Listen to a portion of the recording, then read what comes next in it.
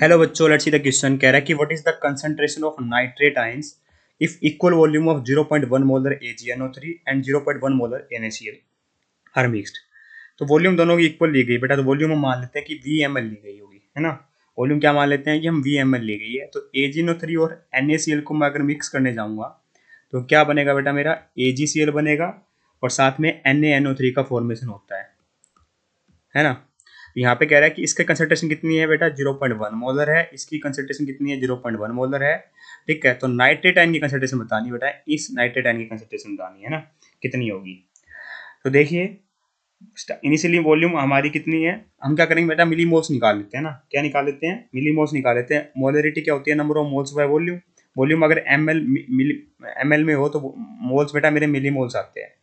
ठीक है, पहले कंसंट्रेशन कितनी दे रखी है, 0.1 मोलर।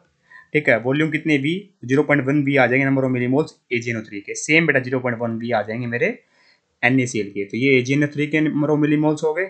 ठीक है, मिलीमोल्स है बेटा, ये क्या है, मिलीमोल्स। ठीक है, ये भी मिलीमोल्स है।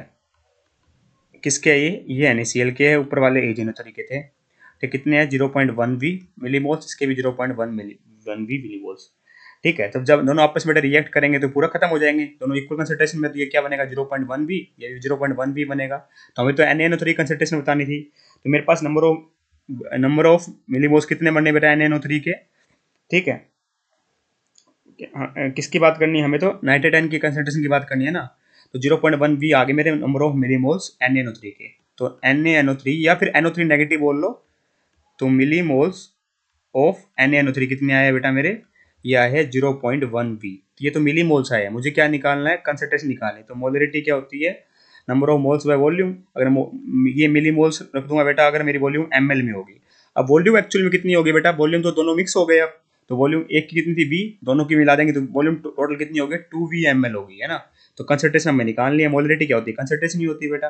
ठीक है, नंबर ऑफ मिलीमोल्स कितने हैं हमारे नाइट्रेट आयन के, ये है मेरे पास 0.1 V।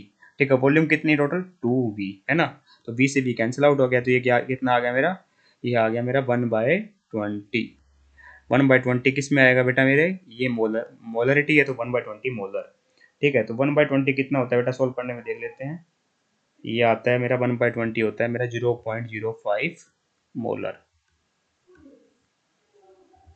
तो option number third perfectly correct है।